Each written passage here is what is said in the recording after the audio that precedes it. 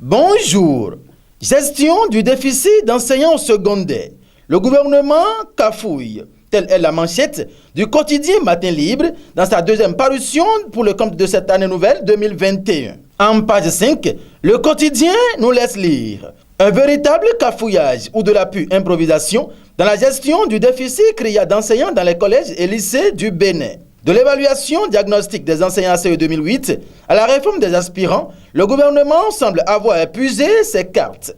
En témoigne d'ailleurs la décision du gouvernement de déployer dans les établissements secondaires des aspirants ayant échoué au test de recrutement. Un jonglage indescriptible dans le sous-secteur de l'enseignement secondaire.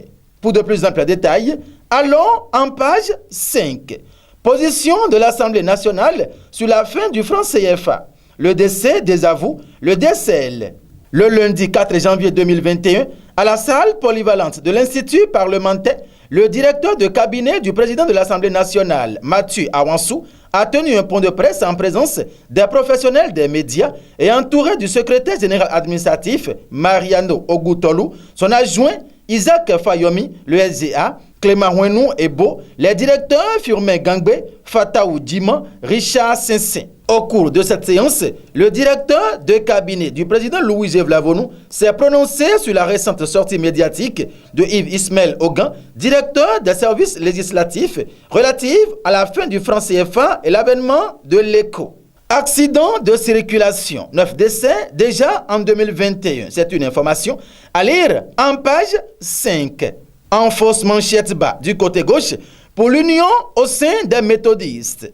Patrice Alakpato, reconnaissant envers Patrice Talon. En page 2, cette information est à lire. Nouvelle identité visuelle. Move Bénin devient Move Africa. Depuis le 1er janvier 2021, Move devient Move Africa et ouvre les portes d'un nouveau monde à ses abonnés à travers le continent.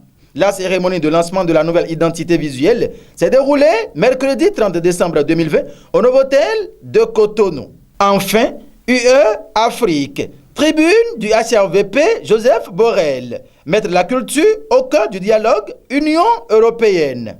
Nous voulons donner en 2021 un nouvel élan au partenariat entre l'Union européenne et l'Afrique. Celui-ci ne doit pas cependant pas se situer seulement sur le terrain économique ou politique. La culture et les échanges culturels doivent en devenir un élément essentiel. Pour en savoir davantage, procurez-vous du journal Matin Libre, déjà disponible dans les kiosques à Cotonou et à Parakou depuis 7 heures, et allez en page 6. Mesdames et messieurs, merci de nous avoir suivis et bonne journée à chacun et à tous.